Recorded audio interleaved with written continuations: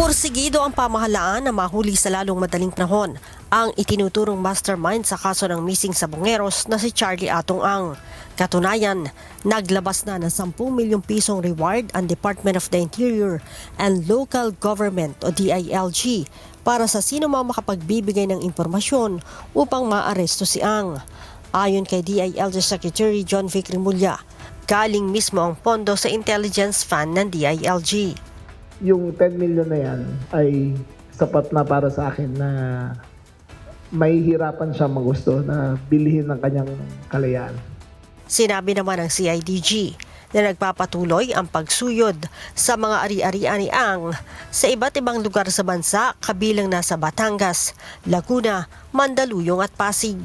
There are properties, ma'am, na minomonitor namin. Some are under his name, some are not. Actually, mahaba po kasi ang ng panahon na paghahanda ni Mr. Atong Ang. That's why there are certain properties na nakagamit siya po ng dami. But we're continually monitoring. There are information, ma'am, coming from informants namin on the ground. All of these are being validated. Marami naman pong tumutulong. Kinumpirma naman ng Bureau of Immigration na nasa Pilipinas pa rin si Atong Ang. Pag-check po namin, wala naman po siyang recent na departure sa aming record. So, dapat nandito po siya.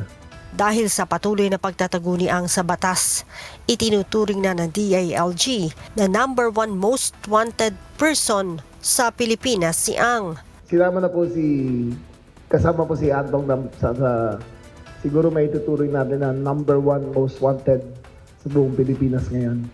He is accused of killing over 100 missing sabongeros. Itinuturing din itong armed and dangerous ng kagawaran. Kaya naman, ipinag-utos na rin ng PNP ang pagkansila sa lisensya ng 6 na baril nito. He is considered armed and dangerous.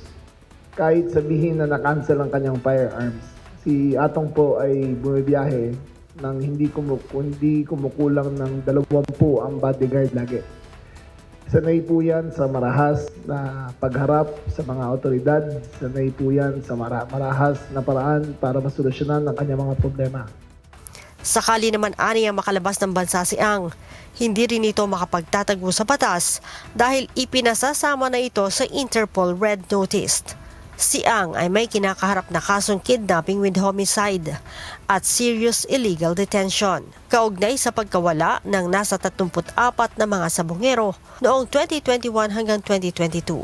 Matapos na maisilbi ang warrant of arrest sa 17 akusado, nananatili pa rin ang mga ito sa CIDG hanggat hindi pa naglalabas ng commitment order ang korte kung saan sila ikukulong. Leia Ilagan, UNTV News and Rescue. Diyos ang aming sandigan, serbisyo publiko ang aming pinahahalagahan.